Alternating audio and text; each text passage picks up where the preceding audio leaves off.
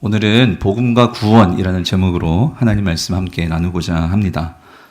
사랑하는 성도님들, 지난 몇 주간 저희는 이 주일 강단을 통해서 이 복음이 무엇인지, 그리고 복음에 나타난 하나님의 능력이 무엇인지, 하나님의 의란 무엇인지, 그리고 복음을 통해서 우리에게 주어지는 이 구원의 능력이 무엇인지에 대해서 우리가 함께 말씀을 살펴보았습니다.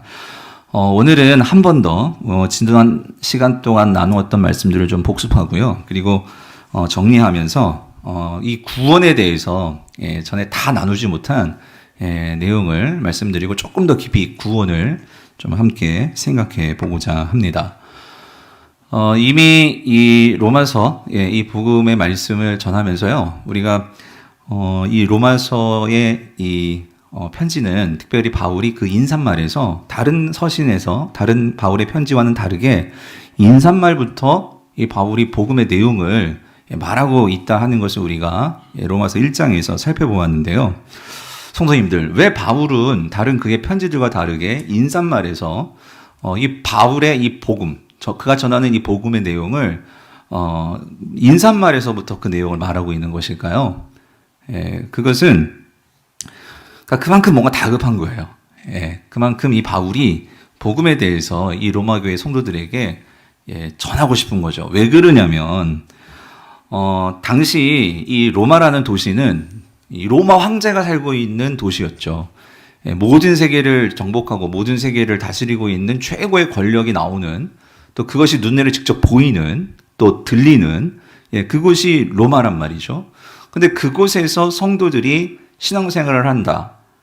참 이게 쉽지 않은 그런 환경이란 말이죠.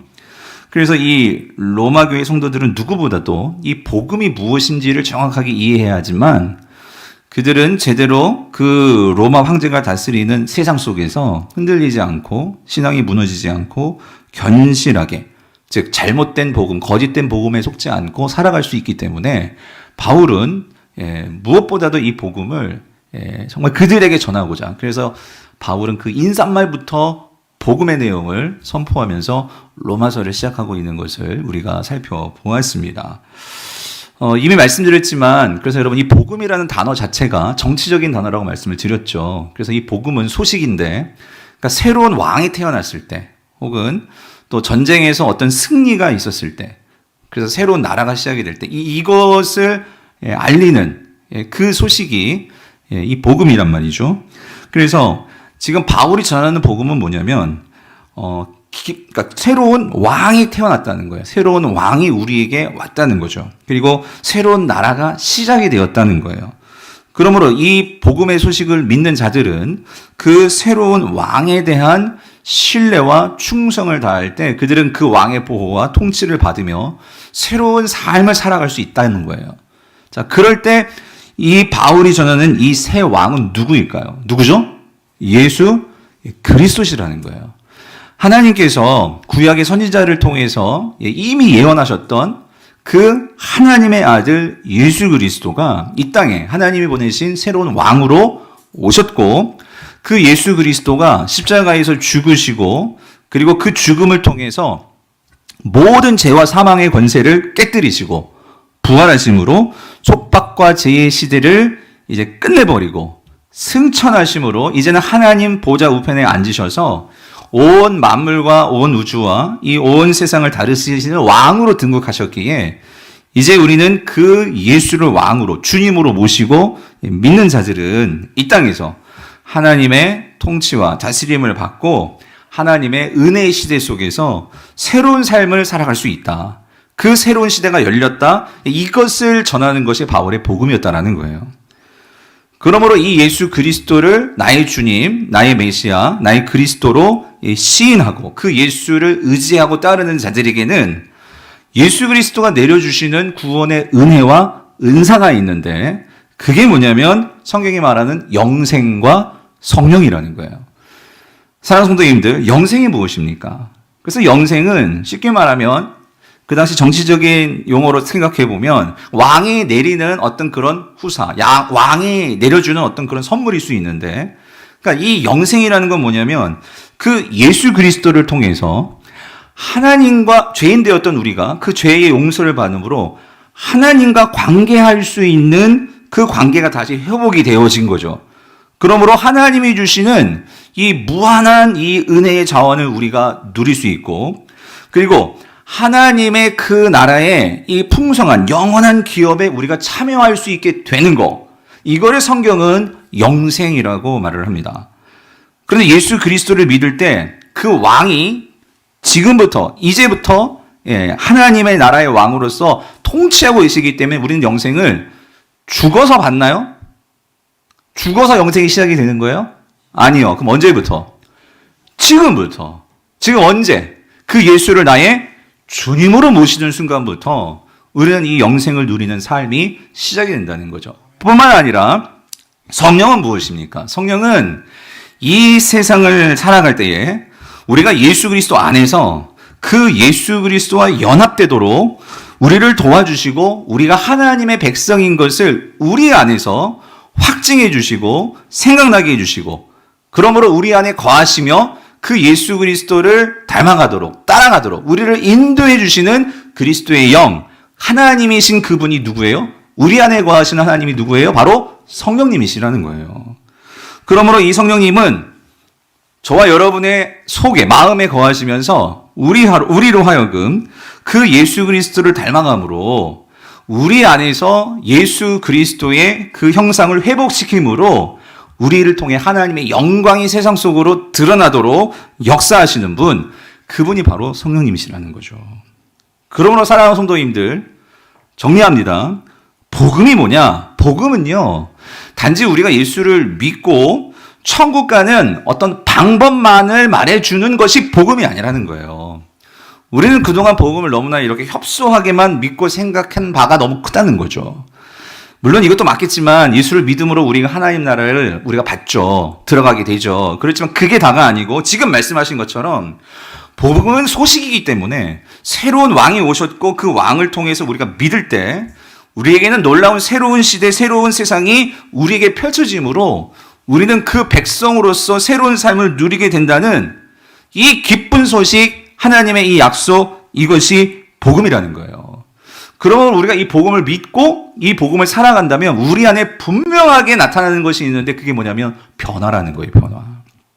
이 변화가 오늘 우리가 이 복음을 믿고 산다면 어떤 변화가 일어납니까? 우리의 모든 과거에 대해서도 우리의 지난날의 어떤 상처와 어떤 우리의 그런 후회와 우리의 모든 삶에 지우고 싶은 나의 그 과거를 완전히 새롭게 변화시킬 수 있을 뿐만 아니라, 왜? 우리가 그 굴레로부터 벗어날 수 있기 때문에, 뿐만 아니라 우리가 미래에서도 우리가 비록 이 땅에서는 부족하고 연약할지라도 그 하나님과 함께 영원한 하나님의 기업에 참여할 수 있는 이 영원한 그 나라를 우리에게 준 확신의 약속이 있기 때문에, 그러므로 우리가 이 과거의 모든 것들을 새롭게 변화시키시고 우리가 이 미래에 대한 영원한 소망을 가지고 우리가 그것에 대한 믿음을 갖게 된다면 우리는 궁극적으로 무엇이 변화될 수 있을까요? 지금 현재의 삶의 모습이 변화될 수 있다는 거죠.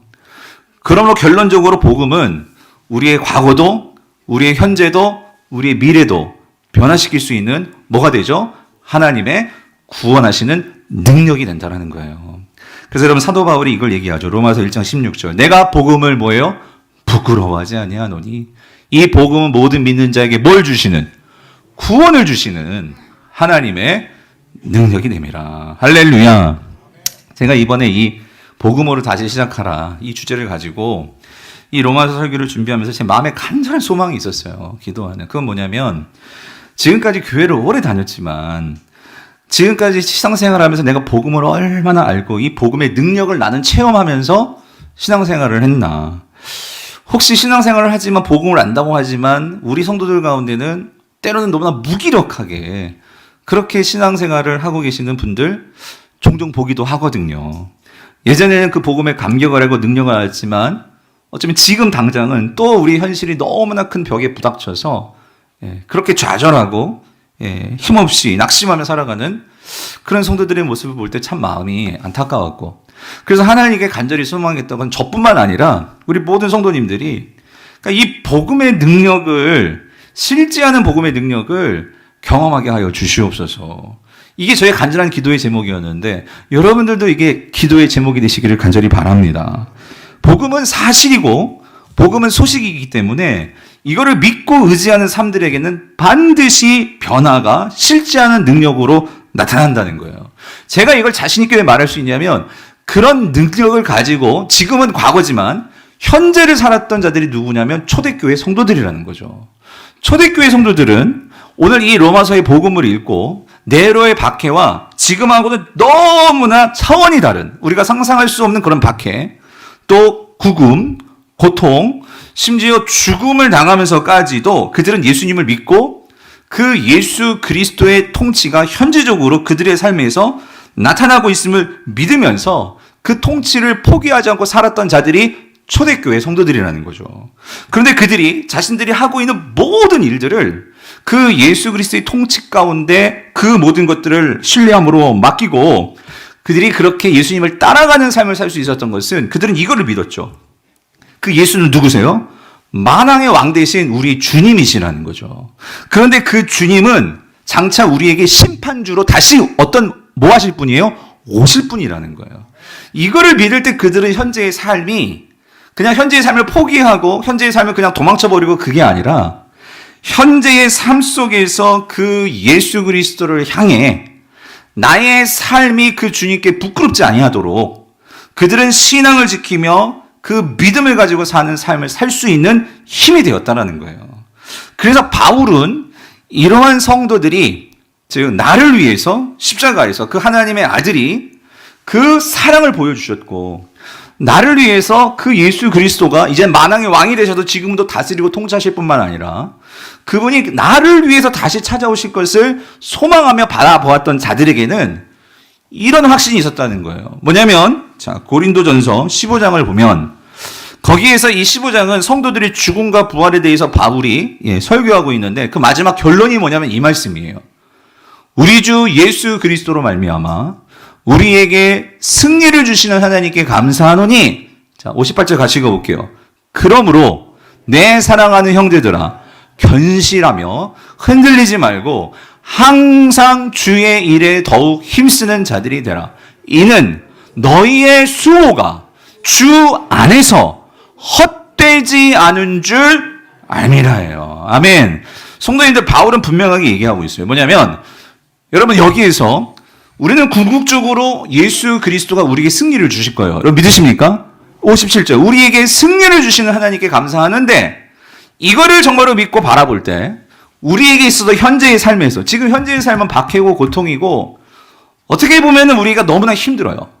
하지만 내가 주 안에 있음을 믿고 그래서 오늘 58절 중간에 항상 주님과의 관계 속에서 주님의 일에 더욱 힘쓰는 자들이 된다면 그건 언제예요? 현재에서. 그렇다면 지금 내가 하고 모든 일들이 어떻게 된다고요? 주 안에서 어떻게 돼요? 헛되지 않게 된다는 거죠. 이 말은 뭐냐면 우리가 이 현재의 삶에서 주님과의 관계 속에서 살아가는 그 모든 것들은 여러분 주님이 오시는 그날 그러면 이 모든 것들이 완전히 새롭게 변화될 것이지만 우리가 이 땅에서 주님을 위해서 함께 주님을 위해서 우리가 정말로 믿음을 지키며 살았던 그 모든 일들은 그냥 다 없어지고 그냥 다 헛되어 버리는 일이 아니라 그것은 장차 주님께서 오시는 새하늘과 새 땅 그곳에서도 여전히 남아서 우리에게 있었던 그 일이 주님께도 기억될 뿐만 아니라 영원히 남을 수 있는 영광스러운 일이 될 수 있다는 거예요. 여러분 믿으십니까? 그러므로 사랑하는 성도님들 오늘 우리의 현재의 삶이 여러분 이 세상에서 무엇이 우리의 영혼까지 연결될 수 있는 그런 삶이 될 수 있을까요, 여러분? 내가 이 땅에서 무엇을 위해서 산 것이 과연 주님 오시는 그날 주님 앞에서도 그것이 헛되지 아니하고 그 주님과 함께 영원히 남을 수 있는 일이 될 수 있을까? 될 수 있는 것이 무엇일까요?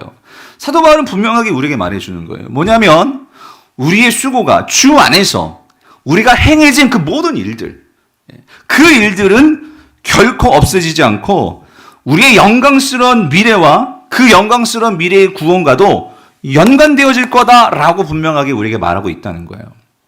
성도님들 이게 무슨 말이냐면 여러분 이렇습니다.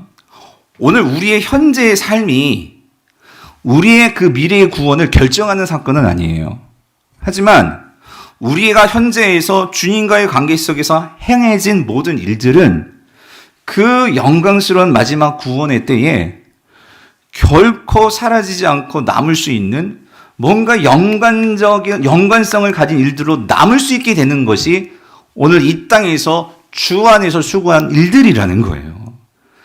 그렇다면 좀 더 구체적으로, 그러면 우리가 이 땅에서 헛되지 않을 수 있는 그 일이란 무엇일까? 그래서 여러분, 이것은 결국 하나님께서 오늘 구약 백성뿐만 아니라 오늘 저와 여러분에게 동일하게 기대하신 바가 있다는 거예요. 여러분, 구원은 우리의 모든 과거적인 구원, 예수 그리스도께서 십자가에서 죽으심으로 우리를 의롭게 하시고 우리를 하나님의 자녀 삼으시고 우리를 하나님의 백성 삼으시고, 또 뿐만 아니라 주님께서 다시 이 땅에 심판주로 오셔서 모든 악을 다 제거하시고 우리를 그 영원한 나라 하나님의 새하늘과 새 땅에 들어가고 같이 주님과 함께 살 수 있도록 하는 이 구원은 우리의 힘으로 되는 일이에요? 결코 그렇게 될 수 없습니다. 이건 주님께서 하시는 일이고 주님의 은혜로 우리에게 주어지는 일입니다. 하지만 오늘 하나님께서 이러한 구원의 역사 속에서 오늘 저와 여러분들에게 우리에게 이러한 구원을 주셨다면, 여러분, 구원은 결코 우리가 구원받고 끝나는 일이 아니라는 거예요. 그 구원에 대해서 하나님께서 반드시 기대하시는 바가 있다는 거예요. 그렇기 때문에 성경은 구원을 우리에게 설명할 때 세 가지 시제로 설명을 합니다. 과거, 현재, 미래로 설명을 하고 있다는 거예요. 자, 영국의 신학자 톰 라이트가 이것이 복음이다라는 책에서 이 구원을 이렇게 설명을 했어요. 한번 들어보세요. 구원의 완전한 영광은 미래에 나타나겠지만 바울은 자주 이 구원이 단지 미래의 일만은 아님을 분명히 밝힌다. 구원은 현재를 향하면서 사람들을 죄의 상태에서 구출하고 하나님의 백성을 괴로움과 박해에서 구출한다. 구원은 미래의 소망인 동시에 현재의 실제다. 그뿐만 아니라 이 구원이 사람들의 삶에서 삶으로 침입할 때 그 구원은 그들이 뒤돌아볼 수 없는 과거의 사건이 된다. 그러므로 그리스도인들은 구원받았고 구원받고 있으며 구원받을 것이다 라고 설명하고 있어요. 무슨 말인지 좀 복잡하죠, 여러분? 네. 근데 여러분, 마지막 이 문구 때문에 제가 이걸 이용해서 이거 기억하시라면, 구원은 성경에서 우리에게 구원을 말할 때 이런 식으로 얘기한다는 거예요. 구원은 우리가 구원받았고, 이건 과거적인 그런 시제죠. 받았고, 또 구원을 어떻게 해요? 받고 있고, 이게 현재 진행형이죠. 그 다음에 우리는 구원을 받을 것이다. 이건 미래적인 거잖아요. 성경이 구원을 이런 식으로 표현해요. 예. 그래서 이거를 조직신학자들은 용어를 붙였어요. 용어를. 그래서 우리가 이미 받은 구원, 과거적인 구원을 성경에서 이런 구원을 표현할 때 조직신학에서 이걸 칭의라고 말을 하는 거예요. 들어보셨죠? 칭의. 하나님께서 우리의 모든 죄를 사하시고 그리고 우리를 의롭다 하시는 것은 이건 예수 그리스도께서 역사적으로 십자가에서 달려 죽으심으로 이루어진 사건이죠. 그렇죠? 이건 이미 이루어진 사건이에요. 그러므로 이건 과거적인 구원이라는 거죠. 이게 칭의. 그런데 성경을 보면은요, 또 너희 구원을 이루라 라고 말씀하시는 그런 본문들이 있단 말이죠. 그러니까 이거는 우리가 구원을 현재 진행형적으로 구원을 이루어 가야 돼. 그래서 이거를 뭐라고 하냐면 이걸 성화라고 하는 거예요. 성화. 그럼 마지막으로 우리가 이제 구원 받을 거죠. 우리가 구원을 받게 되는 미래에 이거를 성경에서는 우리에게 뭐라고? 영화라고 조직신학에서는 이걸 표현하고 있다는 거예요. 그래서 구원을 칭의, 성화, 영화 이렇게 표현하는데 여러분 이게 그냥 뚝 나오는 게 아니고요. 오늘 본문이 그걸 말을 하고 있더라는 거예요. 오늘 본문이. 여러분 8장 30절을 같이 한번 볼게요. 로마서. 우리 같이 한번 읽어봅시다. 시작. 또 미리 정하신 그들을 또한 부르신 그들을 또한 의롭다 하시고 의롭다 하신 그들을 또한 영화롭게 하셨느니라. 자, 여기 보세요. 부르신 그들을 또한 의롭다 하시고, 이거는 언제 그러신 거예요? 예수 그리스도께서 십자가에 달려 죽으심으로 우리를 그 죽음을 통해서 우리를 의롭다 하셨단 말이죠. 이게 뭐냐면 바로 이게 칭의, 예수 그리스도의 죽으심으로 우리를 의롭다 하시는 의롭다 하심을 입게 된 이 사건, 이걸 칭의라고 한단 말이죠. 다시 말하면 예수 그리스도께서 십자가에 죽으심을 우리가 뭐 용서받았어요? 죄 용서함 받는 이 하나님의 죄의 형벌에서 우리가 자유롭게 되는 이 구원을 얻게 되었단 말이죠. 이것이 과거에 우리에게 주어진, 이미 여러분 이 구원을 받았습니다. 여러분 믿으십니까? 이 구원을 받은 거죠. 그래서 여러분 이거 잘 기억하셔야 돼요. 우리가 칭의를 기억할 때 뭘 기억해야 되냐면, 여러분 그래서 우리는요, 이 칭의의 구원을 받기 위해서 우리가 뭔가 할 게 있어요? 없습니다. 예.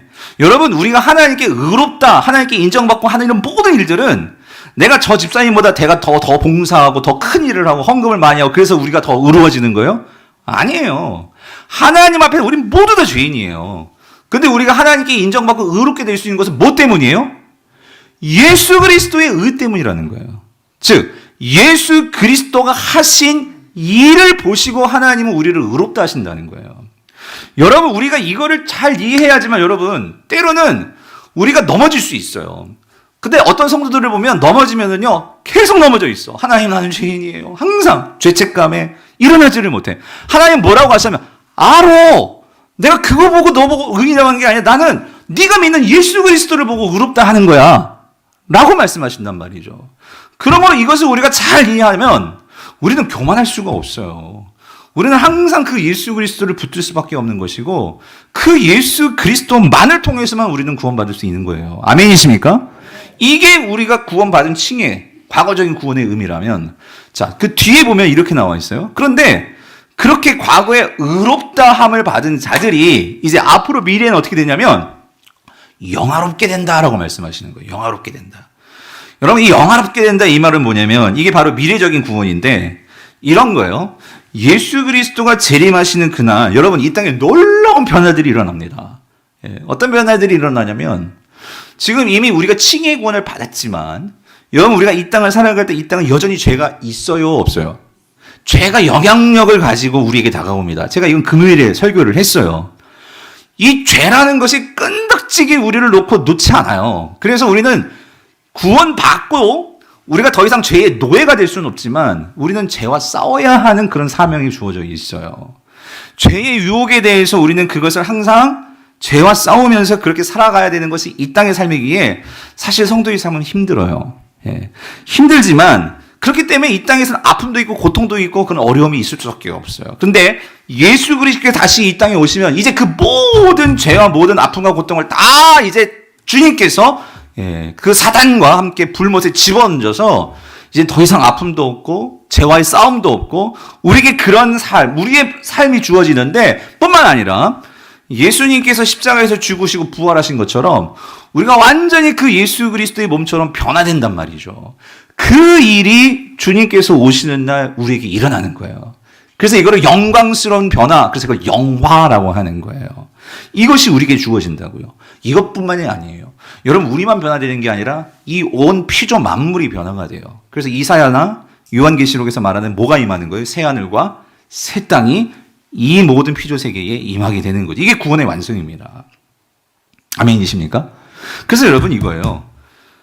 이러한 영광스러움을 볼 때마다 우리 안에 생겨나는 게 있어요. 그게 뭘까? 이게 소망이라는 거죠. 소망. 지금은 힘들고 어렵지만 그거를 바라볼 때 우리는 소망이 있기 때문에 여러분 소망이 있는 사람은 절대 절망하지 않죠.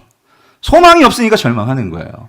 그 소망으로 충만하게 될 때 우리는 이 현재를 살아갈 수 있는 힘을 얻게 된단 말이죠.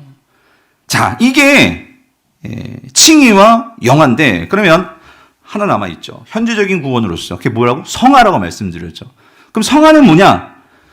사도 바울이 29절 바로 앞절에서 이렇게 설명해 놨어요. 29절 같이 한번 읽어볼게요. 시작. 하나님이 미리 아신 자들을 또한 그 아들의 형상을 본받게 하기 위하여 미리 정하셨으니 이는 그로 많은 형제 중에서 맏아들이 되게 하려 하심이니라 해요. 자, 여러분 여기서요. 오늘 제가 중요하게 이 노란색을 칠해놓은 거. 근데 뒤에 있는 것도 이거 좀 잘 이해하세요. 이는 그로, 그가 누구일까요? 그가 예수 그리스도거든요. 예수 그리스도로 많은 형제 중에서 맏아들이 되게 하셨다. 그럼 맏아들은 누가 되는 거예요? 내가 되는 거예요? 그리스도가 되는 거예요? 그리스도가 되는 거예요. 그래서 저는 이걸 읽을 때마다 참 그때 너무나 좋아요. 뭐냐면 예수님이 우리의 큰형이 되어준다는 거예요. 큰형. 이제 여러분 동생들이 큰형이 듬직하게 있으면 그 동생들이 어때요?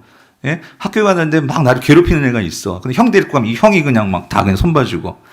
예, 괜히 저만 좋은가? 그러니까 뭐 그런 말씀인데 지금 그게 중요한 게 아니고. 근데 그 앞에 하나님께서 여러분 성화가 뭐냐면은요. 성화는 이거래요. 오늘 우리가 이 땅에서요. 그러니까 하나님이 기대하시는 바가 우리에게 성화인데 그 성화는 뭐냐면 우리가 그 아들이 누구야? 하나님의 아들의 뭘 본받는다고? 형상을 본받는 거라는 거예요. 예. 그게 바로 성하고 현재적인 구원이라는 거죠. 그러니까 무슨 말이냐면 하나님께서 우리에게 여기요 미리 아신 자들을 그 말은 뭐냐면 우리를 택하셔서 우리에게 칭의의 구원을 주셨습니다. 이건 내가 뭐 어떻게 한 게 아니라 하나님께서 우리에게 그런 은혜를 베푸신 거죠. 그래서 이거는 하나님의 작정과 예정 속에서 우리에게 그런 특별한 은혜를 주신 거예요. 그러니까 여러분은 선택받은 자들입니다. 아멘이십니까? 이 시간에 하나님께서 특별히 우리에게 그런 칭의의 은혜, 칭의의 구원을 주셨을 뿐만 아니라 칭의의 구원을 가진 자들은 우리 마지막은 심판의 대상이 아니에요. 우리는 하나님의 영화의 대상이죠. 이러한 구원의 은혜를 주신 하나님께서 그렇게 하신 목적과 이유가 있다는 거예요. 여러분 그게 뭘까요? 여러분 그게 현재적인 구원이에요. 하나님이 기대하시는 바가 있다. 근데 그 기대하시는 바가 뭐예요? 우리가 누구를 닮아가는 거? 예수 그리스도의 형상을 본받는 거. 다시 말하면 우리가 예수 그리스도의 모습을 닮아가는 거. 하나님은 이거를 기대하신다는 거예요. 여러분 구원받고 딱 입 닦는 게 아니에요. 구원받고 끝나버리는 게 아니라 하나님 우리를 구원하신 근본적인 하나님이 바라시는 바가 있다는 거예요. 그건 뭐냐면 오늘 우리가 현재에서 그 하나님의 과거적인 구원, 나를 사랑하심으로 그 예수 그리스도를 십자가에 달려 죽게 하셨고, 그리고 나에게 그 영광스러운 미래를 우리에게 주심으로 우리가 소망을 갖게 되어서 우리가 이런 하나님의 사랑과 소망을 바라볼 때 우리는 이 현재에서 어떻게 살아갈 수 있느냐? 그 하나님에 대한 신뢰와 믿음을 가지고 우리는 누구를 닮아가는 삶을 살아가야 된다고요? 예수 그리스도를 닮아가는 삶을 살아가야 한다는 거예요. 아멘이십니까? 그렇기 때문에 여러분, 자 보세요. 하나님께서 왜 이스라엘 백성들을 애굽에서 출애굽시키셨을까요? 여러분, 우리가 출애굽기만 읽으면 안 되고 하나님께서 왜 이스라엘 백성을 그 애굽에서 그 종살이하던 그때로부터 출애굽을 왜 시키셨냐고요? 왜? 하나님께서 이렇게 말씀하세요. 여러분 레위기 보세요. 레위기 11장 45절을 보니까 보세요. 나는 너희의 뭐가 되려고? 하나님이 되려고. 너희를 애굽 땅에서 인도하여 낸 바로 그 신 여호와인데 뭐라고 말씀하세요? 내가 거룩하니 너희도 어떻게? 거룩할지어다.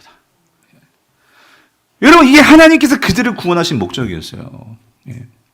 하나님은 이 힘없고 빼곡고 노예 생활하던 그 이스라엘 백성들을 그 애굽에서 건져내셔가지고 그래서 이들에게 그 가나안 땅 들어가게 하셔서 하나님은 한 가지 기대하신 바가 있어서 다른 뭐 너희들이 나를 위해서 막 헌금을 갖다 막 뭐 억대로 막 갖다 바치고 이게 아니고 하나님께서 그들에게 정말 원하셨던 건 뭐냐면 내가 거룩하니까 너희도 거룩해. 이걸 쉽게 말하면 나를 좀 닮아줬으면 좋겠어. 내 마음을 알고 너희들이 나를 닮은 모습으로 좀 살았으면 좋겠어. 이게 하나님의 기대예요. 그렇다면 여러분, 오늘 저와 여러분들을 마치 이 이스라엘 백성들처럼 여러분 보세요. 이스라엘 백성들이 제대로 살았다면 또 얘기가 달라졌을 것 같은데 여러분 근데 이스라엘 백성들이 정말 하나님을 닮는 삶을 살았나요? 거룩하게 살았어요? 아니요. 그들은 가나안에 가가지고 누구를 닮아갔냐면 바알을 닮아갔어요. 바알을. 우상을 닮아갔다고. 그래서 결국은 그들은 망한 거예요. 근데 하나님께서 그렇게 망했는데 하나님은 그런 하나님의 그 기대를 저버리셨냐? 아니요. 하나님이 애굽에 있는 이스라엘 백성들을 향해서는 모세, 여러분 성경에서 히브리서 모세는 하나님의 시종이라고 하는데 모세를 보내셔가지고 그들을 구원해내셨거든요. 근데 오늘 저와 여러분은 하나님께서 누구를 보내셨죠? 이 땅에? 하나님의 시종? 아니요. 하나님의 누구? 아들을 보내셨어요. 아들을. 하나님의 아들을 보내셔서 마치 이스라엘 백성들이 애굽에 사로잡혀서 애굽의 노예처럼 살아갔다면 우리는 죄에 사로잡혀서 사단의 노예로 살아가는 그런 인생들이었어요. 근데 예수 그리스도 아들을 보내셔가지고 우리를 그 죄의 구렁텅이에서 죄의 속박에서 사단의 노예에서 우리를 모아줬어요. 건져내셨단 말이에요. 구원해 주셨단 말이에요. 아멘이십니까? 그러면 하나님께서 왜 우리를 구원하셨냐고요. 왜 이스라엘 백성을 구원하셨다고요? 내가 거룩하니 너희도 거룩할지어라. 쉽게 말하면 나를 좀 닮아줘. 그러면 오늘 저와 여러분들을 구원하신 이유와 목적은 뭐예요? 베드로 사도가 우리에게 말해줍니다. 베드로전서 1장 13절에서 15절. 뭐라고 말씀하십니까? 그러므로 너희의 마음의 허리를 동이고 근신하여 예수 그리스도께서 나타나실 때에 너희에게 가져다 주실 은혜를 온전히 바랄지어다. 이 말은 소망을 가져라. 그 예수 그리스도 다시 돌아오실 거야. 그러니까 여기서 마음의 허리를 동이고 근신하라는 것은 지금 현재의 삶이 만만치가 않죠. 지금 베드로 당시 이 성도들도 박해를 받는 상황이었어요. 너무 힘든 상황. 그렇기 때문에 마음의 허리를 동이고 근신하여서, 근데 너희는 이미 칭의 구원을 받았잖아? 근데 그 주님이 다시 오실 소망도 있어. 그렇다면 이거를 가지고 칭의와 영화의 이 구원의 확신을 가지고 너희들이 현재에서 어떻게 살아야 돼? 14절. 너희가 순종하는 자식처럼 전에 알지 못할 때에 따르던 너희의 뭐? 사욕을 본받지 말고. 이 사욕이 뭐예요? 애국적인 삶. 죄의 노예가 돼가지고 그렇게 살았던 옛 자아의 모습. 이건 지난 금요일에 설교 드렸다고 말씀드렸죠? 그것을 따라 살지 말고, 자, 15절 같이 읽어볼게요. 시작. 오직 너희를 부르신 거룩한 이처럼 너희도 모든 행실에 어떻게 해요? 거룩한 자가 되라. 여러분, 이거 아까 레위기 말씀이잖아요. 이스라엘 백성을 구원하시면서 기대하셨던 그 바가, 근데 이스라엘 백성들은 실패해버렸어. 근데 이제는 하나님이 그 기대를 누구에 걸고 계시다고요? 오늘 저와 여러분, 예수 그리스도께 구원받은 이 땅에 세워진 교회, 그것을 하나님께서 이제 저와 여러분들에게 기대를 걸고 계시다라는 거예요. 사랑하는 성도님들, 이게 현재적인 구원입니다. 여러분, 구원은 하나님께서 이루시는 일이에요. 그런데 놀랍지 않으세요? 하나님께서 구원을 하나님께서 이루시는 건데 그 하나님의 구원 속에 우리를 참여시켜 놓은 부분이 있다는 거예요. 부분. 그게 뭐냐면 현재적인 구원인데, 현재적인 구원은 이겁니다. 하나님께서 과거의 칭의적인 구원과 하나님의 사랑을 보여주셨고, 그리고 하나님께서 우리에게 완성될 구원을 약속해 주셨는데, 그것을 소망할 때 우리가 현재적으로 우리의 삶이 어떤 삶으로 나타날까요? 이 구원에 대한 합당한 반응으로서 나타나는 그 삶이 우리의 성화라는 거예요. 성화. 그러면 여러분 보세요. 우리가 이 하나님의 사랑을 정말로 확신한다면, 그리고 우리가 정말로 이 소망을 갖는다면, 우리가 이 땅에서요, 누구를 신뢰할 수 있냐면 예수 그리스도를 신뢰할 수 있게 된다는 거예요.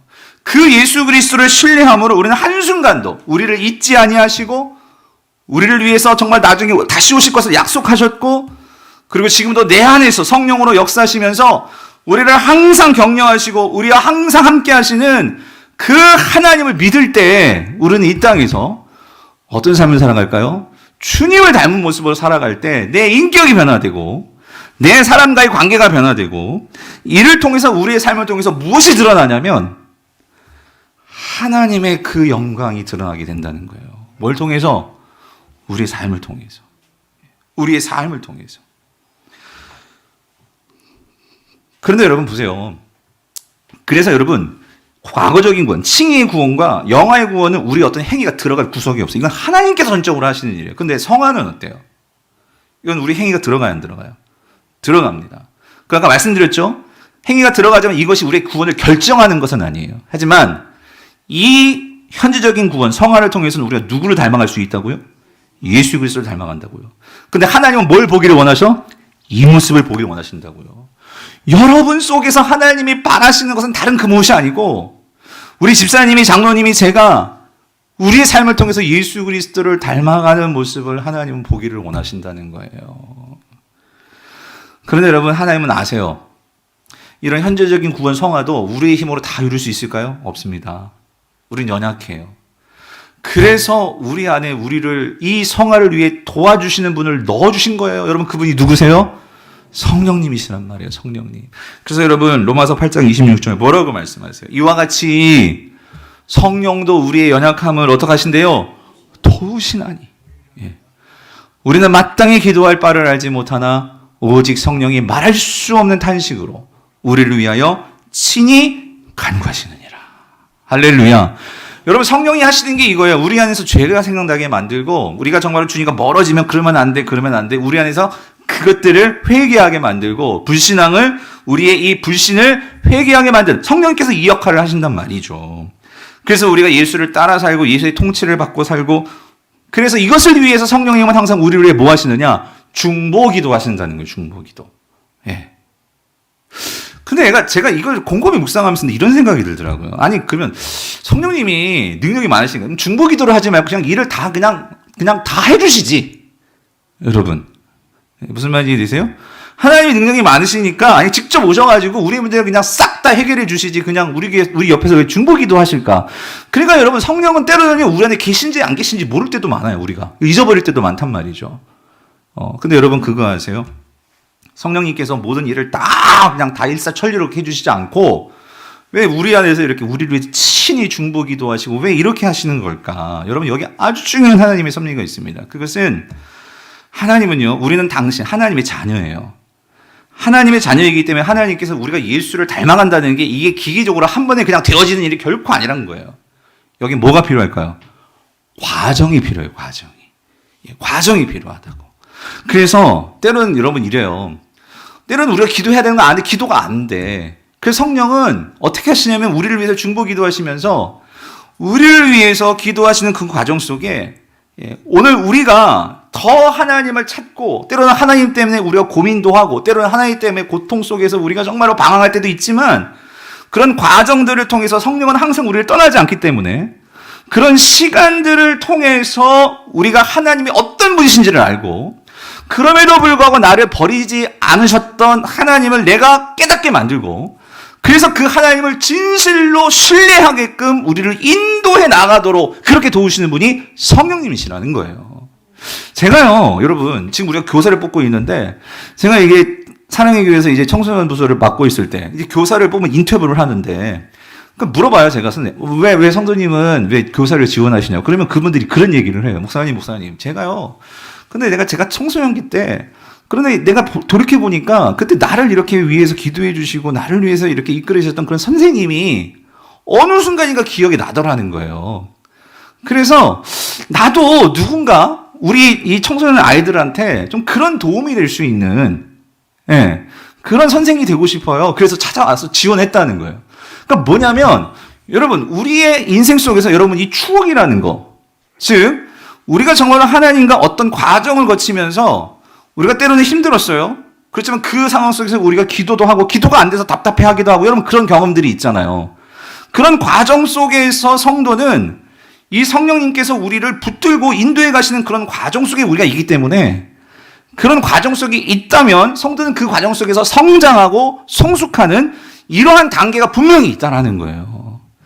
그래서 성령은 그런 과정 속에 우리를 기도하게 만드시고 그래서 성령은 하나님과 예수 그리스도와 성령께서 삼위일체 하나님이 되셔서 우리를 그 삼위일체가 함께 우리 안에 하나님의 그 함께 하시는 그 구원 사역 속에 우리를 참여시키셔서 우리와 함께 하도록 그렇게 우리를 연결해주고 인도하시는 분이 성령님이시더라는 거예요. 그래서 여러분 잘 한번 생각해 보세요. 하나님께서 에덴 동산에서 하나님은 우리를 창조하실 때부터 어떻게 일하셨냐면 삼위일체의 하나님으로 일하셔서 우리를 창조하셨거든요. 그런데 그 하나님께서 삼위일체가 되셔서 그래서 하나님께서 그렇게 말씀하시죠. 우리의 형상대로 우리의 모양대로 뭘 만들고? 사람을 만들고 그렇게 말씀을 하세요. 그래서 하나님은 이 구원의 역사에 하나님께서 모든 일을 하시지만 그런데도 참 놀라운 게 뭐냐면 하나님은 인간만큼은 하나님의 일에 우리를 동참시키기를 원하신다는 거예요. 그래서 여러분 보십시오. 창세기 1장 27절에서 28절을 보세요. 여기에도 보면 자 보세요. 하나님이 자기 형상 곧 하나님의 형상대로 뭘 만드셨어요? 사람을 창조하시되 남자와 여자를 창조하시고 그러니까 남자와 여자 동일하게 하나님께서 창조하셨는데 근데 여기에서 하나님이 기대하시는 바가 있었다는 거예요. 여러분 여기에는 구원이 필요 없어요. 왜냐하면 지금 에덴 동산은 죄가 있어요 없어요? 지금 1장에서는 죄의 상태가 없어요. 그렇기 때문에 여기에서는 구원이 아니지만 하나님께서 동일하게 인간을 창조하시고 그 인간을 통해서 하나님이 기대하시는 바가 있는데 그 기대하시는 바가 뭐냐면 28절이에요. 28절.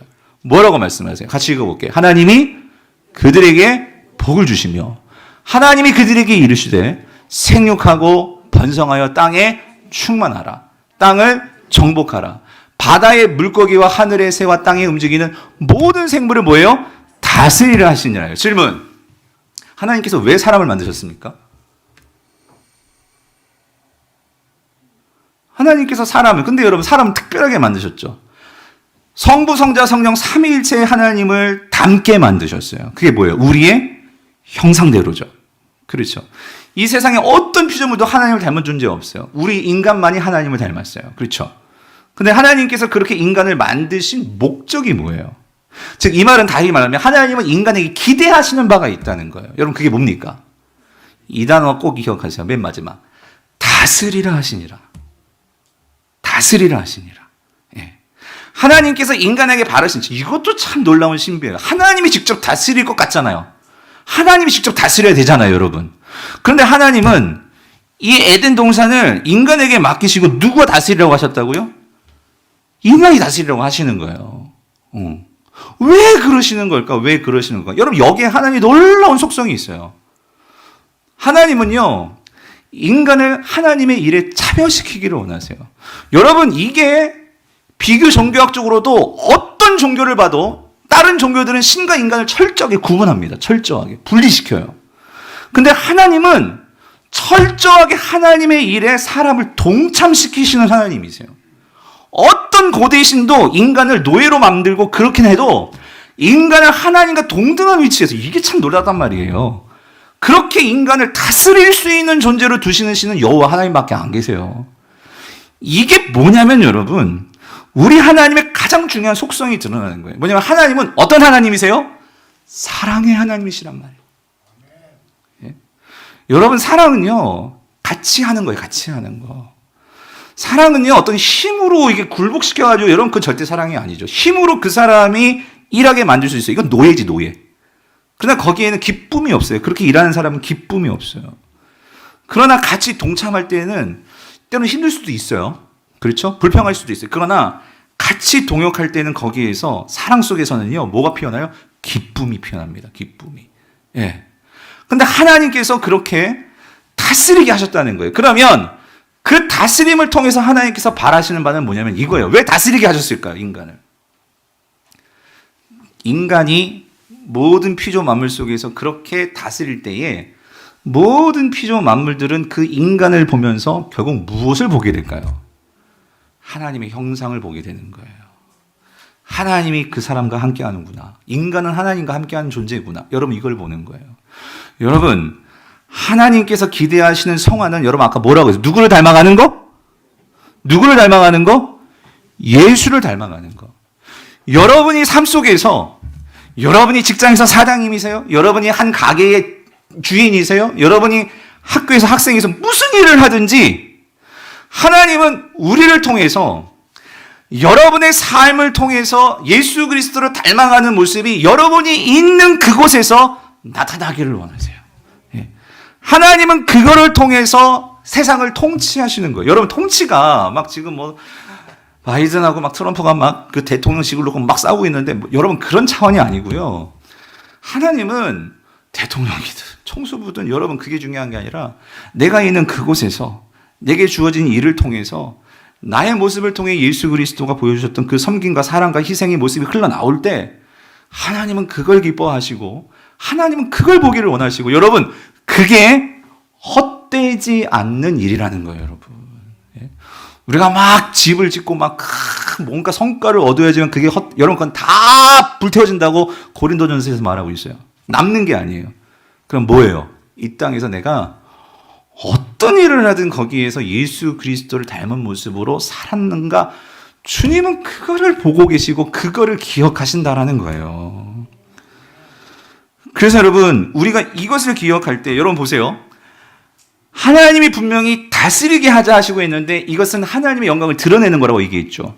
사도 바울이 이거를 그대로 교회 성도들에게 적용을 합니다. 에베소 2장 10절을 보세요. 뭐라고 말하냐면 이렇게 말을 하죠. 우리는 그가 뭐예요? 만드신 바라. 그렇죠? 그리스도 예수 안에서 선한 일을 위하여 지으심을 받은 자니. 여러분, 여기서 이 선한 일이 뭐냐면 결국 이건 창세기 말씀 그대로 갖고 오는 건데, 우리는 하나님의 형상대로 만들어졌죠. 그렇죠? 그리고 그 예수 그리스도 안에 선한 일이란 이게 뭐겠어요? 이건 다스리는 일이에요. 세상에서. 세상에서 내가 다스린다는 것은 뭐라고요? 예수 그리스도를 닮은 모습을 세상 가운데 보여주는 거예요. 예수 그리스도가 왕이시기 때문에 여러분 그 예수 그리스도를 닮아갈 때 여러분 그 예수 그리스도의 영향력이 세상을 다스리게 된단 말이죠. 그럴 때 이 일은 하나님이 전에 예비하사, 전에 예비했다는 게 뭐예요? 창세기 1장 27절 28절에서 이미 말씀하신 바인데 이스라엘 백성들이 실패했어. 그럼 이제 이 일을 누가 일어나냐면 오늘날 교회인 저와 여러분들이 이거를 이루어야 한단 말이죠. 그래서 우리로 그 가운데서 어떻게 해요? 행하게 하려 하심이라요. 그러면 현재적인 구원은 누가 행해야 돼? 우리가 행해야 돼. 우리가 행해서 하나님의 영광을 드러내야 되는 거예요. 자, 근데 여러분 중요한 게 있어요. 여기서 한 가지. 여기서 이 만드신 바 할 때 이게 헬라어가 너무 좁은 단어인데 이게 포이에마라는 단어인데 이 포이에마라는 단어에서 포임이라는 이 영어 단어에서 시라는 이 단어가 나왔어요. 시. 여러분 시가 뭐예요? 언어를 세공한 것이 시잖아요. 즉 포이에마라는 단어는 작품이라는 거예요. 작품. 즉 하나님은 저와 여러분들을 어떻게 만드셨느냐? 작품으로 만드셨다는 거예요. 저와 여러분이 작품이래요, 여러분. 아멘이십니까? 아, 그래요. 자존감이 높으십니다. 여러분, 아니에요. 근데 여러분, 우리가요, 정말이에요. 하나님이 우리를 만드셨다는, 여러분, 우리는 하나님의 형상을 갖고 있는 그런 작품들이에요. 아멘이세요? 작품은 우리의 눈으로 보기에 막 이상하게 보여도 이게 작품이면은요, 그럼 거기에 분명한 작가의 의도가 있고, 작가의 어떤 의미가 있다는 거예요. 그쵸? 그리고 작품은요, 상품과는 전혀 달라요. 상품은 그러니까 뭔가 이렇게 좋은 브랜드 막 이런 마크가 달려 있고 사람들 다 그냥 뭔가 이렇게 인정받아야지만 그렇게 가치가 있게 여겨지는 게 상품이라면 작품은 그렇지가 않아요. 작품은 작가가 누구냐에 따라서 그 가치가 달라지는 거예요. 누가 만들었냐에 따라서 그 작품은 가치가 달라진단 말이죠. 우리가 이 생각을 가지고 여러분 나 자신을 보고 여러분 주변에 있는 사람들을 바라보기 시작하면 여러분 우리의 삶의 태도가 달라질걸요. 무슨 말이냐면 아무리 이상하게 보여도 저 사람이 하나님의 작품이라면 우리는 한번 생각해야 돼. 하나님의 의도가 뭘까? 예? 저 사람에게 담겨있는 하나님의 뜻은 뭘까? 내가 모르는 분명히 뭔가가 있을 거란 말이죠. 그러면 그 가치를 가지고 보면 우리가 보기에는 정말 불필요한 것 같아. 아, 저 사람은 별로 필요 없는 존재야. 이렇게 볼지 모르지만 그 사람도 하나님의 작품이라면 만드신 바라면 하나님의 분명히 뜻이 있단 말이죠. 그러면 우리가 그 사람들을 대하는 태도가 존중으로 바뀔 수가 있어요. 차별이 아니고. 무슨 말인지 이해되십니까? 나 자신도 마찬가지예요. 나 자신을 작품으로 보면 우리 성도들 중에는 이런 분들이 있어요. 남편에게 버림받고 이혼당하고 실패하고 망했고 그러면은 완전 자존감이 그냥 땅을 쳐. 그냥 인생 다 망가져 버렸어. 그러면서 절망하면서 살아가고 뭔가 선한 게 나오겠느냐? 그러니까 맨날 막 이불 뒤집어 쓰고 정말 너무 가슴이 아파요. 근데 복음이 도대체 뭐냐는 거예요, 복음이. 하나님께서 근데 분명히 말씀하셨죠. 작품으로 만들었다. 이 말은 뭐냐면 여러분 이겁니다. 그런 내 인생이 하나님 손에 쥐어져야 돼요.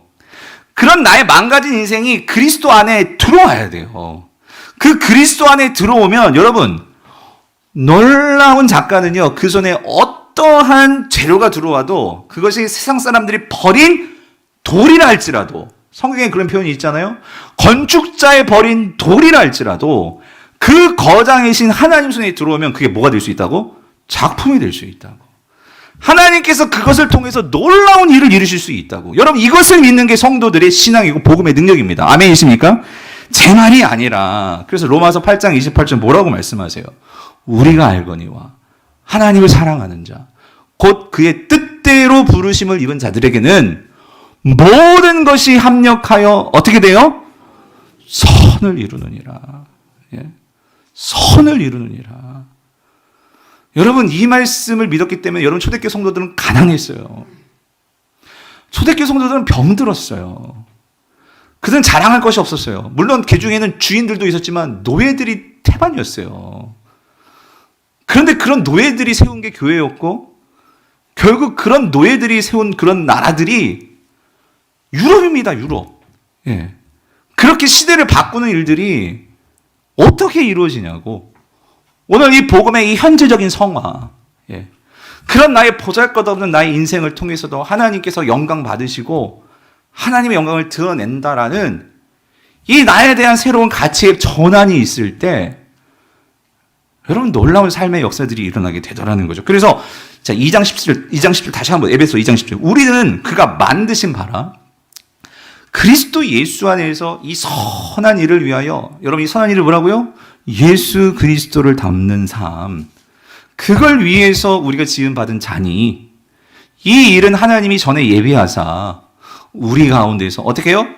행하게 하려 하심이라. 여기서 중요한 건 여러분 이겁니다. 이 모든 일들은 어디 안에서? 그리스도 예수 안에서. 여러분 예수가 없으면 여러분 우리 인생은 다 망한 인생입니다. 예수 그리스도 안에서 이런 새로운 변화들이 일어난다는 이게 복음입니다, 여러분. 예. 사랑하는 성도님들, 복음은 예수 그리스도가 나를 대신해서 십자가에 돌아가심으로 그분을 믿는 모든 이들을 위해서 예수님이 우리 인생에 좋은 선물이 되어 주셨다는 거예요. 그러면 예수의 부활을 통해서 새로운 나라가 시작이 되었죠. 그리고 우리는 그의 백성이 되었죠. 그리고 그 예수 그리스도와 우리와 함께 하시죠. 그러므로 우리가 그 예수 그리스도와 함께하는 삶을 통해서 주님을 닮아갈 때 여러분 확실한 것은 우리 삶에 주어지는 삶의 모습들이 화목이에요. 화목. 그렇게 깨어졌던 가정이, 부부가 예수 그리스도를 믿음으로 망가진 줄 알았는데 서로 화합이 일어나고 연결이 일어나고, 예? 서로 하나가 되어지고, 여러분 이런 역사들이 복음을 통해서 일어나는 역사들이라는 거죠. 그러면 이제는 그 화목하게 하는 사명을 누구에게 맡기셨느냐? 예수 그리스도를 통해서 우리에게 그 화목을 보여주셨잖아요. 근데 이 시대에 이제는 그 화목을 교회에게 맡기셨다는 거예요, 하나님께서. 여러분들을 통해서 예수 그리스도를 닮아간다는 그게 뭐예요? 여러분들을 통해서 여러분의 가족이, 자녀들이 화목하게 되고 이런 역사들이 일어나게 된다는 거죠. 그러므로 여러분, 오늘 예수 그리스도를 닮아갈 때 그것을 세상에 보이는 이 사명이 우리가 증인으로서의 사명이고, 여러분 이게 전도이고 이게 선교라는 거예요. 그런 차원에서 여러분 하나님께서 이거를 기대하시는데, 이거를 기대하신다는 거죠.